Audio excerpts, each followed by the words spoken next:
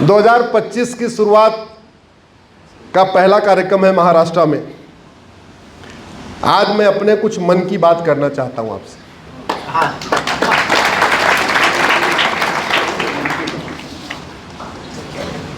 मन की बात करने का 2-3 कारण है। पवित्र भूमि है, आज का दिन भी पवित्र है और यहाँ का ऑरा भी मुझे बड़ा पावरफुल लग रहा है, बड़ा पावरफुल ऑरा है। बेटियां बैठी है, हमसे बड़े लोग बैठे हैं, पिता समान बहुत सारे लोग बैठे हैं, हमारे भाइयों के जैसे बहुत सारे लोग बैठे हैं, बहनें बहुत सारी बैठी हैं। मैं पूरे देश में घूम क्यों रहा हूं और करना क्या चाहता हूं, क्या करके मरना चाहता हूं, वो आपको बताता हूं। हमने जो रास्ता लिया है बहुत अच्छा रास्ता नहीं लिया है। मैं जिस रास्ते पे चल रहा हूं मुझे भी पता है ये रास्ता खतरनाक है,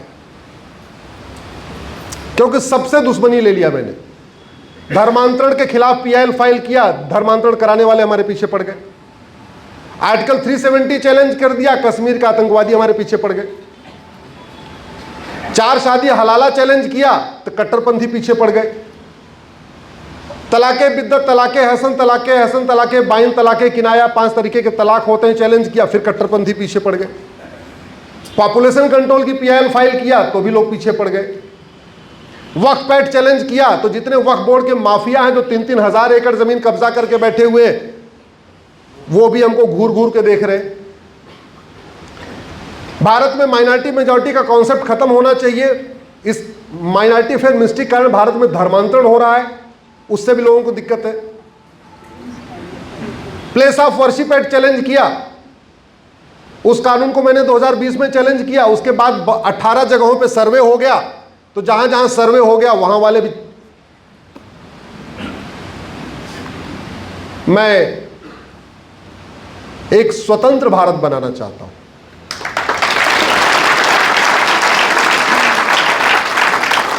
आप सोच रहे होंगे स्वतंत्र है तो फिर बनाना क्या है, लेकिन भारत आज भी परतंत्र है, भारत आज भी गुलाम है। स्वतंत्र 2 शब्दों से मिलकर बना है। स्वतंत्र, अंग्रेजी में कहेंगे सेल्फ सिस्टम, यानी जो सिस्टम होना चाहिए वो किसका होना चाहिए, हमारा, भारत का। एजुकेशन सिस्टम गुलामी का, हेल्थ केयर सिस्टम गुलामी का, पुलिस सिस्टम गुलामी का, जुडिशियल सिस्टम गुलामी का, एडमिनिस्ट्रेटिव सिस्टम गुलामी का, टैक्स सिस्टम गुलामी का, बिजनेस सिस्टम गुलामी का, इलेक्शन सिस्टम गुलामी का, लेजिस्लेचर सिस्टम गुलामी का। कौन सा सिस्टम हमारा है? और अगर वास्तव में सारा सिस्टम हमारा है तो भारत जो भगवान राम की भूमि है, भगवान कृष्ण की भूमि है, भगवान महावीर की भूमि है, भगवान बुद्ध की भूमि है, गुरु गोविंद सिंह की भूमि है, छत्रपति शिवाजी महाराज की भूमि है, वहां इतना भ्रष्टाचार अपराध क्यों है? दुबई में तो इतना नहीं है, सिंगापुर में तो इतना नहीं है, जापान में तो इतना नहीं है, भारत में क्यों है? क्योंकि हमारे यहां डॉक्टर बदले हैं, हमारे यहां दवाई नहीं बदली है। हमारे यहां डॉक्टर बदले हैं लेकिन दवाई नहीं बदली।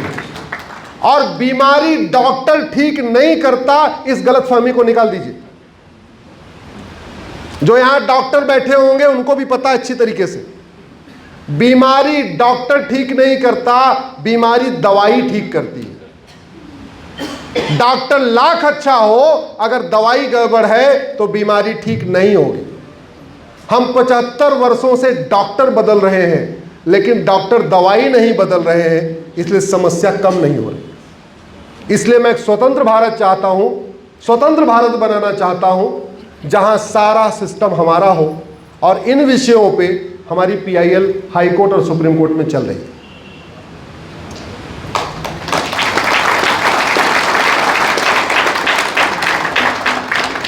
मैं एक संप्रभु भारत बनाना चाहता हूं।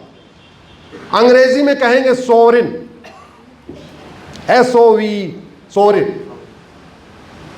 अब आप सोचेंगे संप्रभु तो है, तो एक काम करिएगा, अब की बार जब कभी एयरपोर्ट जाने का अवसर मिले तो फ्लाइट पे चढ़ने से पहले देखिएगा फ्लाइट पे लिखा क्या है। फ्लाइट पे लिखा हुआ है VT। VT का मतलब विक्टोरिया टेरिटरी। और गूगल करिएगा VT अश्विनी उपाध्याय, मेरी PIL चल रही है, मैंने चैलेंज किया है कि जहाज के ऊपर से पहले VT हटाइए। गुलामी के नाम चल रहे, किस बात की संप्रभुता?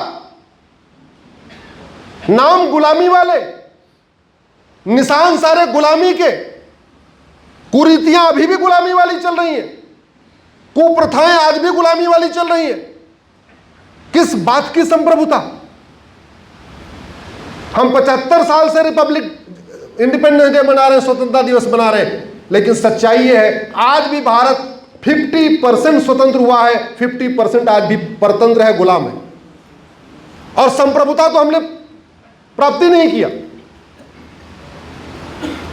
ऊपर से बाबर, हुमायूं, तुगलक, गजनी, गोरी के इल्लीगल काम को लीगलाइज करने के लिए कानून बनाया, जिसका नाम है प्लेस ऑफ वर्शिप एक्ट। हमने उसको सुप्रीम कोर्ट में चैलेंज किया हुआ है। कल ओंकारेश्वर मंदिर में मैं उस पर चर्चा करूंगा, आज उस पर ज्यादा नहीं जा रहा हूं। जिनको समय मिले कल शाम को आइएगा 6 बजे ओंकारेश्वर मंदिर। आज भी कुरीतियां, जो भारत में कुरीतियां शुरू हुई उन पे कानून बना। सती प्रथा यहां शुरू हुई, कानून बना। छुआछूत शुरू हुआ, कानून बना। ऐसे कुछ और भी कुरीतियां आई, कानून बना। लेकिन जो मुगलों के साथ आई थी उन पे कानून बना क्या?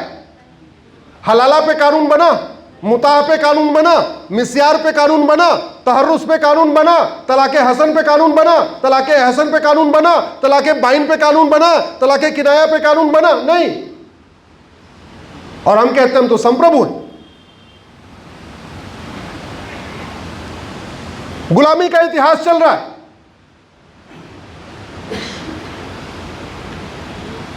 दूसरों की बहन बेटियों को किडनैप करके एक जगह रखा जाता है, जहां रखा जाता है उसको हरम कहते हैं। क्या बोलते हैं उसको? हरम। इतिहास उठा के देख लीजिए, सबसे बड़ा हरम किसका था? अकबर का। हमारी 5000 बहन बेटियों को उसने, सुंदर बहन बेटियों को छांट छांट के अपने हरम में रखा हुआ था। जिसका सबसे बड़ा हरम, वो सबसे बड़ा, जोर से बोलिए, जिसका सबसे बड़ा हरम वो सबसे बड़ा, और उस हरामी को अगर महान पढ़ाया जा रहा है, हम कहां के संप्रभु हो गए? अभी कल ही मैंने ट्वीट किया, जो लोग ट्विटर पे होंगे, फेसबुक पे होंगे, मेरे फेसबुक पे जाके देखिएगा। CBSE बोर्ड के 7वीं में पढ़ाया जा रहा है, अकबर महान था, उसने सती प्रथा बंद किया।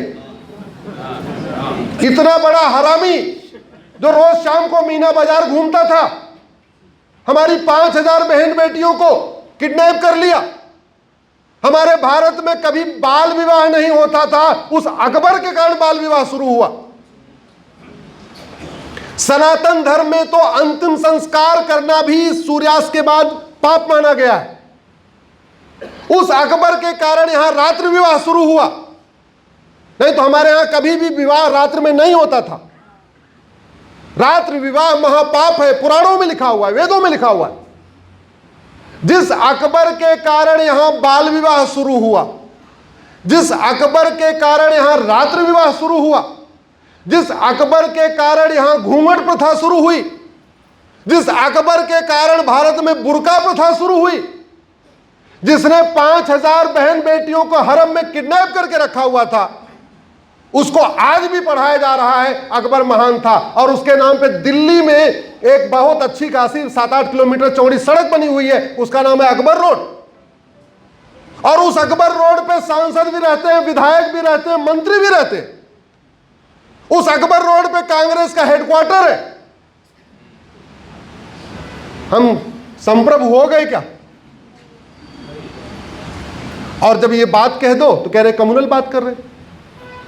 ये कम्युनल बात है क्या? क्या हमारे देश में महापुरुषों का अभाव है?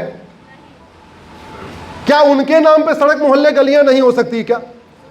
अच्छा, आपको जान के ताज्जुब होगा, दिल्ली को बसाया किसने? युधिष्ठिर ने। दिल्ली पहले खांडव प्रस्थ था। अगर आपने महाभारत देखा होगा तो उसमें देखा होगा खांडव प्रस्थ। दिल्ली को मेहनत करके पांडवों ने क्या बनाया? इंद्रप्रस्थ। पहले वो था खांडव प्रस्थ। उस दिल्ली में युधिष्ठिर रोड नहीं है, अर्जुन रोड नहीं है, भीम रोड नहीं है, नकुल रोड नहीं है, सहदेव रोड नहीं है, कुंती रोड नहीं है, माद्री रोड नहीं है, अभिमन्यु रोड नहीं है। और उस दिल्ली में Babar road, Humayun road, Tughlaq road, Shesha road, Akbar road, Lodhi road, सारी रोडें। और उस पे सांसद, विधायक, मंत्री और सुप्रीम कोर्ट के जज और हाई कोर्ट के जज भी रहते हैं। वो बाबर, हुमायूं, तुगलक, गजनी, गोरी रोड पे संविधान की शपथ लेने वाले रहते हैं, जिन्होंने संविधान की शपथ लिया है कि हम भारत को एक सोवरेन राष्ट्र बनाएंगे, एक संप्रभु भारत बनाएंगे। मैंने इस पे PIL फाइल किया तो सुप्रीम कोर्ट के जज साहब बोले भारत उबल जाएगा। हमने कहा इसमें भारत के उबलने से क्या मतलब है? ये हिंदू मुस्लिम का विषय थोड़ी है।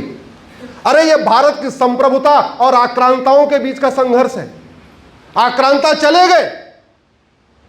आप बताइए, अपने घर के सामने नेम प्लेट में भी आप किसी चोर, उचक्के, बदमाश, बलात्कारी का नेम प्लेट लगाएंगे क्या? नहीं। और एक बात मैं और बता दूं, आज विषय नहीं है फिर भी बता रहा हूं, मुगलों ने एक भी यहां नया शहर नहीं बसाया और मुगलों ने एक भी नई यहां मस्जिद नहीं बनाई।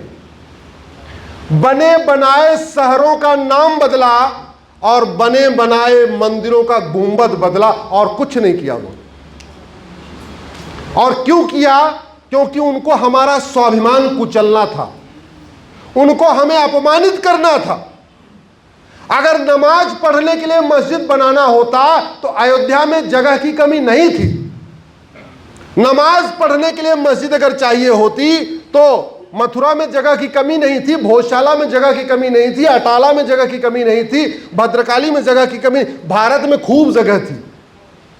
उनको नमाज पढ़ने के लिए मस्जिद नहीं बनाना था, उनको हमारा हिंदुओं का स्वाभिमान कुचलने के लिए मस्जिद बनाना था। इसलिए उन्होंने मंदिर के ऊपर मस्जिद बना दिया, गुंबद बदल दिया। और ऐसे ही हमारा नामो निशान मिटाना था, इसीलिए उन्होंने बने बनाए शहरों का नाम बदल दिया। आज स्थिति यह है कि हमारे जितने भी पौराणिक शहर हैं वो भारत के नक्शे पे कहीं नहीं है। महाभारत में आपने सुना होगा भगवान कृष्ण ने 5 गांव मांगा, सुना ही नहीं सुना?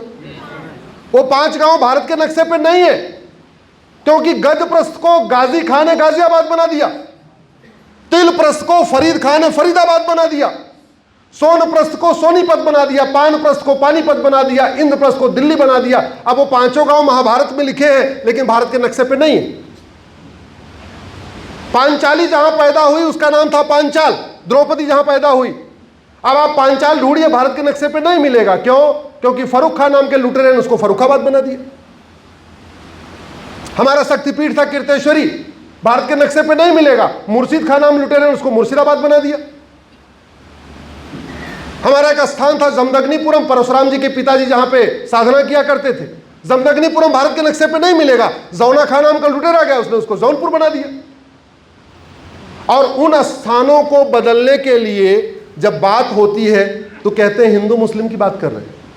इसलिए मैं कह रहा हूं, ना भारत 100% स्वतंत्र है, ना भारत 100% संप्रभु है, और ना भारत में 100% संविधान है। संविधान का मतलब होता है समान विधान। जहां संविधान होता है वहां मजहब के आधार पर नियम कानून नहीं होता, मजहब के आधार पर बोर्ड ट्रिब्यूनल नहीं होता, मजहब के आधार पर स्कूल कॉलेज नहीं होते, मजहब के आधार पर यूनिवर्सिटी नहीं होती। इसलिए यह भी एक झूठ है कि भारत संविधान से चल रहा है। सच्चाई यह है भारत में संविधान कम, बहुविधान ज्यादा चल रहा है।